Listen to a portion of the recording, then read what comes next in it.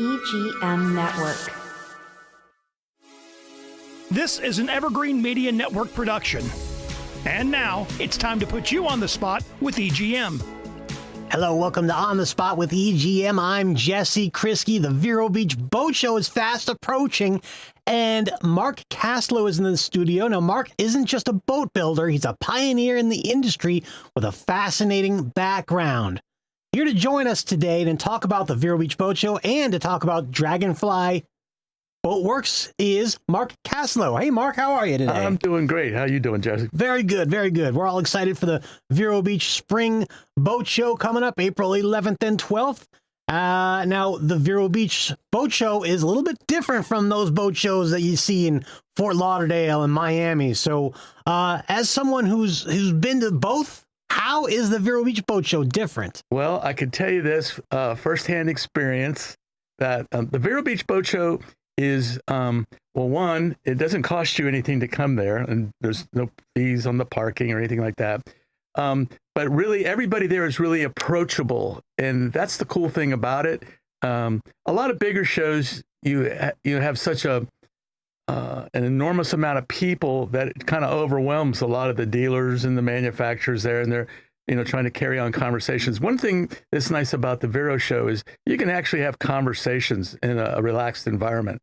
And what a great setting there, right alongside the Indian River. Yeah, it is, and you can really get hands-on with those boats, so to speak. You can walk around, you can see them, you can ask questions to the experts, and you're not going to get that at every boat show, and that's really awesome. Right. And in today's world, with the internet and a lot of information being just over the internet, what you get, it's good to come there and actually have a real world look at a boat and see it, get the proportions that you see. You don't really get that on the internet.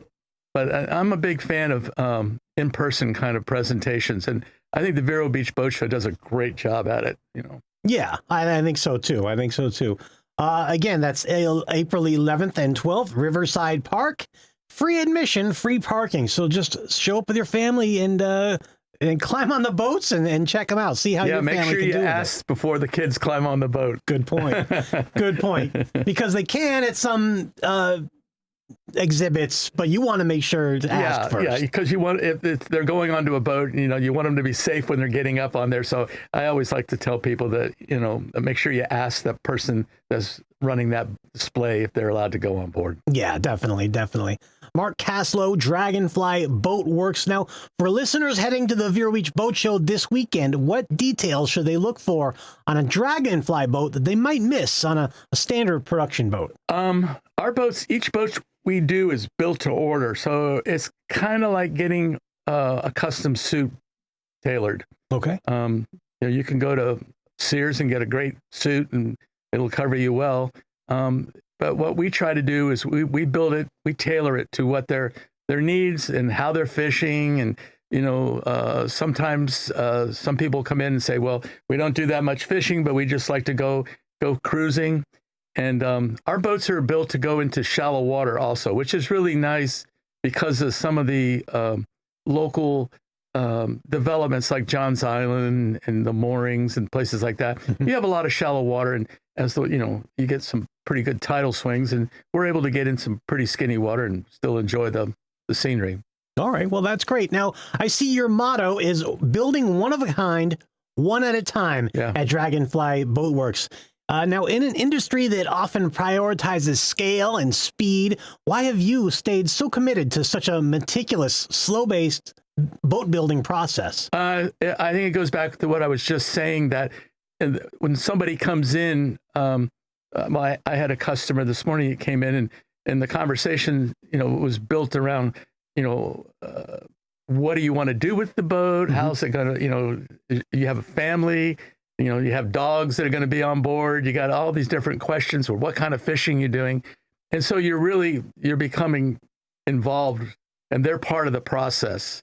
And one of the cool things that we do is, like when a boat comes from our lamination department into the assembly department, we actually send a berth announcement. We have it coming out of the mold videoed so they get to see that, because we're real proud of what the boat looks like inside as much as we are proud of what it looks like on the outside. So that's just kind of our thing. That's great. That's great. You can check out their work at dragonflyboats.net online, and you can also check them out at the Vero Beach Boat Show going on this weekend, April 11th and 12th at Riverside Park. Of course, there's free admission. So, Mark, if you were building yourself a boat today with no client restraints, no safeguards, or nothing holding you back, what is the one feature or luxury you would want to have? Let's see. At this age, I'm 74. I think comfort versus when I was younger, when you're more of a Viking and you'll just go out and plow through anything. I think like we do some really nice backrest accommodations and the way the seating is. So a high degree of comfort for me right now at this stage of my life. But again, fishability, because I love to fly fish. So I want to have something that can get into the shallow waters, be quiet and not making a lot of noise to affect the fish, and then have the deck of the boat where your fly line's not going to get snagged when you're doing a presentation.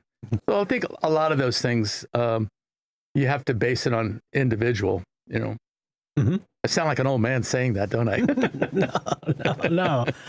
But you did start, I read in doing my research, you started in the surf industry, right? With Atlantis surfboards? Yeah. I started building surfboards in Miami. I was going to school to be an architect, and my dad was in construction. And what was kind of cool about it is I started to get into surfing it was like 1967 in Miami. And then I got into taking old boards. I would strip the glass off of them and reshape them to what I wanted for myself.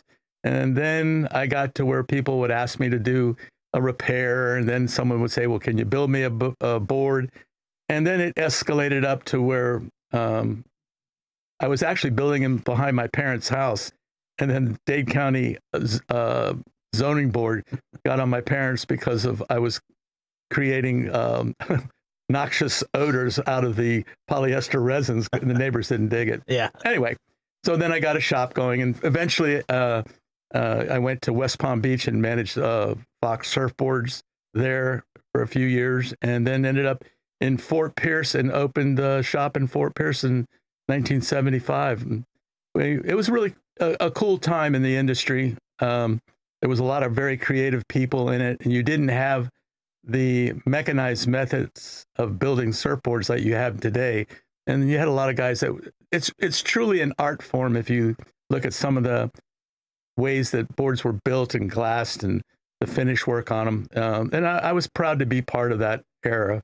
And it seems like you took some of those lessons you learned as a surfboard maker, and you translated that into custom boat making. Yeah, I'm just building bigger surfboards for people now. Yeah, because they're going in shallow water. Yeah, and everything that you do on a board is based on a center line.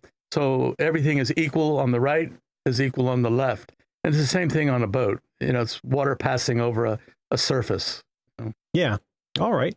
I also read that you and Jimmy Buffett teamed up to build specialized SWAT boats for the Gulf oil spill. Yeah, that was a real interesting time in my career. So when that oil spill happened in 2010, we had, I saw it on the news, and it was really just amazing that all that oil was being in the Gulf, and it was heading. Everybody was worried about it where it was at, right in the Gulf, but it was actually heading into the marsh. And I called Jimmy and I said, "Are you watching the news?" And he said, well, "What's going on?" And I told him, and I said, "I can design a boat that we can get into shallow water and rescue oil wildlife." And cool thing about Jimmy was he said, "Let's go for it." And so I called people that we were building boats for, and I asked them, I said, "Would you mind if I put your boat to the side?" Because we wanted to build these boats, and everybody said, "Go for it." And that started a journey that was pretty amazing, where we got to the point to where we had the boats ready to go, but the Coast Guard wouldn't allow them because we weren't versed in handling oiled wildlife. And then the first oiled Pelican was brought into Pelican Refuge up here in Wabasso, and I had my drawings with me, and I went there, and there was a lady who worked with the government. I can't remember her name. She was Fish and Wildlife, and you had all the press that was there, and the media, and everybody was all around her. And I waited till they all left, and I went up and I introduced myself, and I said, "I'm not with the media. I just want you to look at these drawings." And she was kind enough to look at them, and she gave me suggestions, and we went back and we changed some things around, and we proceeded. But it's a long discussion that would go on a long time. But the final thing that I took away from it, that in a time of crisis like that, when there was wildlife being threatened and the waters were being polluted, that there was a lot of people that really wanted to help. They had boats, they had GPSs, and they were trying to be part of the cure. Yeah. And to see when they were being told they can't do anything, I think that was kind of disheartening when you had all that energy that was going towards the positive. But my wife and I, Mary, we started after we were getting so much, I don't know what you would call it, just opposition to launching the boats. We started a nonprofit called the DEA, which was the Dragonfly Environmental Army. And then people would be part of that. And it was just it's a great story. And I don't want to take your whole time frame telling you about it, but it was a learning experience for both Mary and myself. All right. That's a longer story for another time. Yeah. Okay. Well, real quickly, last year, I understand we had issues with Lagoon water. How's the water quality this year? You know, it's getting better. I have to say there's you had a lot of there's a lot of conversation about the septic tanks and different things that, the grass runoff into the water, a lot of things. And fortunately for us, Vero Beach, we have the leading group right in our hometown here, Orca, which does a phenomenal job they have Kilroy devices that are monitoring water quality, and they are, if you have not visited that organization, they're right over here on 17th Street. They have a new facility, and it's well worth taking a tour. Dr. Weeder's got a video out, excuse me, it's a movie, a feature-length movie right now, and she's winning all kind of accolades at the film festivals around the country, and it will be in Vero Beach, I think, on the 12th. So yeah, we're fortunate. Water quality, they're working to help it, and I think everybody's becoming more aware of the things that we need to make it better. That's good. That's good. I'm glad to hear the water quality is getting better. And I'm glad to hear you're going to be there at the Riverside Park, the Vero Beach Boat Show. Oh, yeah. Yeah. That's April 11th and 12th. Free admission, free parking.